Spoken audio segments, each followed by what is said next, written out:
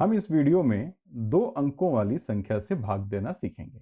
हम यह देखेंगे कि यह गणित में भाग करने का सबसे अधिक महत्वपूर्ण उपाय है, लेकिन यह इसलिए भी महत्वपूर्ण है क्योंकि यह एक कला है। तो चलिए शुरू करते हैं। 186 में 31 से भाग देने पर कितना होगा? हम इसे यहाँ लिख भी देंगे, 186 भाग 31। इस वीडियो को रोक कर सोचिए कि क्या आप इस सवाल को हल कर सकते हैं? चलिए ठीक है, हम इसे साथ मिलकर हल करते हैं। मुझे यह लग रहा है कि आप इसके बारे में एक बार सोच चुके हैं।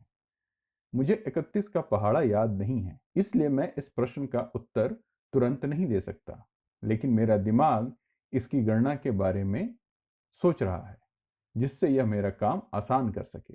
जैसे 31 संख्या 30 से थोड़ा ही अधिक है, लेकिन मैं कह रहा हूं कि यह 30 के पास की संख्या है। यदि मैं 30 के गुणजों के बारे में सोचूं तो ये 3 के गुणज हैं, जिसमें एक अधिक शून्य है या 3 गुणा 10 के गुणज है। तो 30 के गुणज होंगे 30, 60, 90। 3 गुणा 4 बराबर 12 करने की जगह 30 गुणा 4 बराबर 120 होगा। 15 के बदले 150, 30 गुणा 6 के लिए 18 की जगह 180, और इसी तरह यह 180 के पास का दिख रहा है। तो यह 30 गुणा 6 के पास का लग रहा है, और यदि यह 30 के पास का है तो हो सकता है कि यहाँ ऊपर 6 हो। इसके आगे मैं एक प्रश्नवाचक चिन्ह लगा रहा हूँ। इसके बाद हमें यहाँ मालूम करना है कि 31 गुणा 6 कितना होता है। मैं यहाँ एक प्रश्नवाचक चिन्ह और बना रहा हूँ। क्या यह 6 के बराबर है? तो इसमें कला यह है कि हमें यहाँ एक अंदाजा लगाना है। चलिए कोशिश करते हैं कि यह 6 हो भी सकता है और नहीं भी। तो चलिए 31 को 6 से गुणा करते हैं। 31 गुणा 6 करना है, 1 गुणा 6 बराबर 6, फिर 3 गुणा 6 जो कि असल में 30 गुणा 6 है, तो बराबर होगा 180। तो यह 186 है। यह सही है। 186 को 31 से भाग करने पर 6 मिलता है।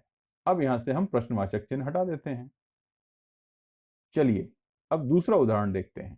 चलिए अब यह निकालते हैं कि 336 को 48 से भाग देने पर कितना होता है।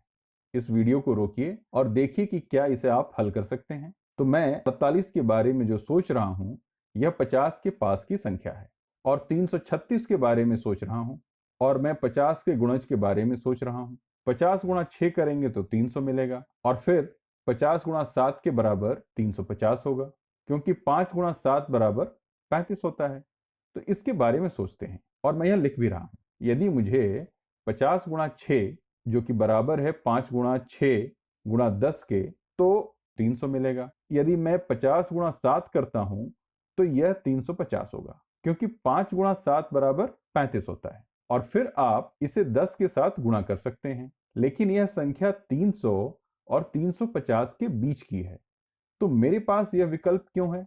यह 6 है और यह 7 है। अब मैं इन दोनों से कोशिश करके देखूंगा। चलिए 48 गुणा 6 करते हैं। यह पहला विकल्प है। तो 8 गुणा 6 बराबर 48 होता है। 4 गुणा 6 बराबर 24 होता है। जोड़ 4 बराबर 288 होगा। तो यह 336 से बहुत कम है।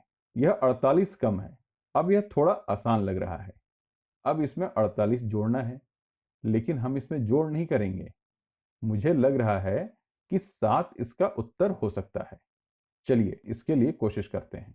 यह 6 हमारा उत्तर नहीं होगा, जो कि हम पहले ही देख चुके हैं। चलिए अब 48 गुणा 7 करके देखते हैं। 8 गुणा 7 बराबर 56 होगा। 4 गुणा 7 बराबर 28, जोड़ 3 बराबर 336 होगा। तो यह बिल्कुल सही है। यह कोशिश करने के बाद हो गया, लेकिन यह बताकर किया गया था कि कोशिश है जो गलत भी हो सकती है। 336 भाग 48 बराबर 7 होगा। यही मेरे कहने का मतलब था कि यह एक कला है।